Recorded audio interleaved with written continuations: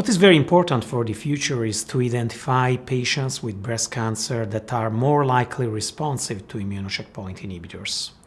The activity in clinical practice is very limited. 80% response rate is not breakthrough for patients with a triple-negative breast cancer. That's why what we did in this study is to identify genetic determinants that may predict response to immunocheckpoint inhibitors.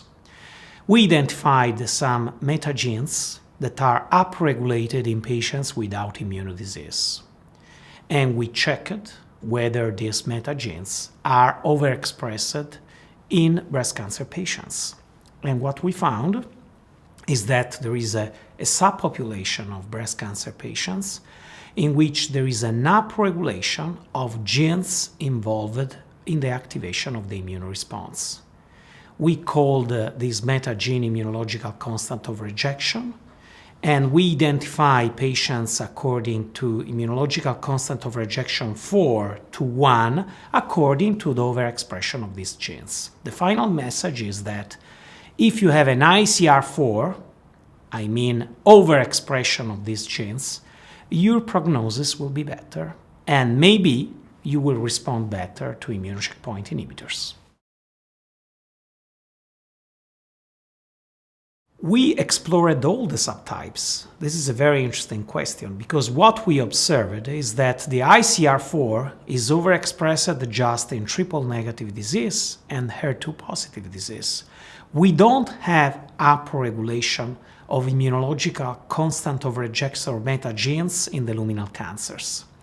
So this matches with the observation that triple-negative and HER2-positive disease are the most frequently involved in tumor-infiltrating lymphocyte predominance, and this is also related to many other observations of other gene signatures of immune activation that are most prevalent in triple-negative and HER2-positive disease.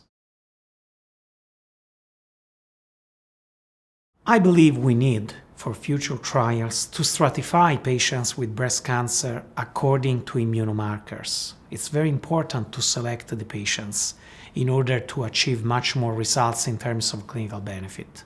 So up to now we have tumor-infiltrating lymphocytes. This will be an important stratification factor in future trials, PD-L1 expression, and finally, the immunological constant of rejection. I believe we need a multidimensional evaluation of factors related to the patient, factors related to the tumors, and to the microenvironment.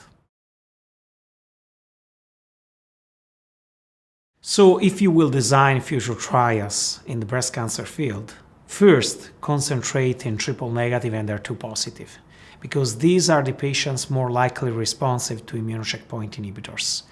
Secondly, if you design a type of trial like this, do a lot of translational research and include assessment of tumor-infiltrating lymphocyte, genetic determinants, and microbiome assessment.